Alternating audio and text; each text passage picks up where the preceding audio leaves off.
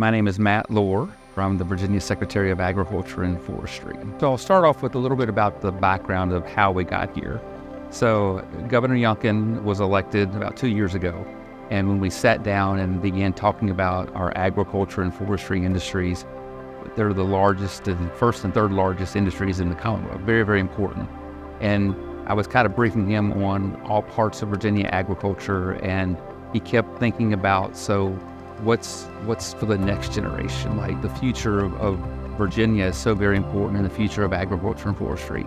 And so he really wanted to have like a legacy item that we can do to really help bring this next generation into agriculture. And so through that, we conducted some surveys and found out that the number one challenge that's preventing folks from coming into agriculture is financing. It's expensive.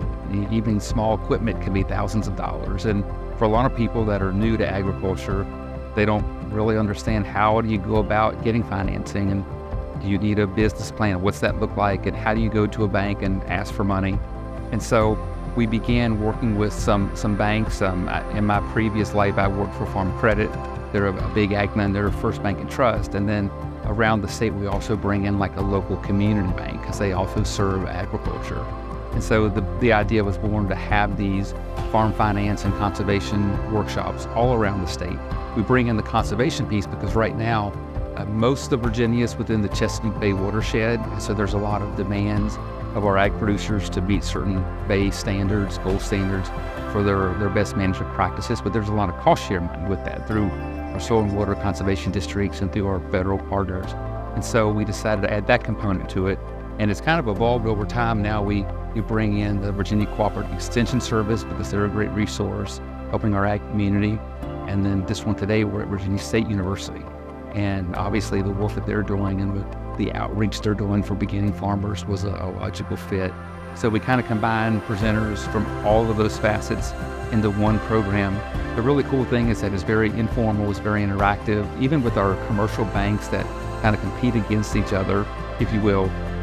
They're all about sharing and helping those that are interested in farming. I think one of the takeaways we've had so far is, I guess in my mind, when we envisioned this almost 2 years ago, I thought there would be a lot of 20-something-year-olds coming and saying, we're young, we're beginning farmers, we have an interest in farming and agriculture. But I've been really surprised at the different ages that we've seen. And I would say at each of these, we have anywhere between 30 and 60 participants at each session. They continue to grow. But the number of people that are coming into agriculture as a second or third career, many of them are retired. I think COVID taught us that we really want to be involved with the production of our food, to know how it's grown and the people that are raising it. So I think that created an interest. So it's been neat to see just the diversity of people who are wanting to come into agriculture, from the very young to folks that are 70 years old. And that's been really exciting to see.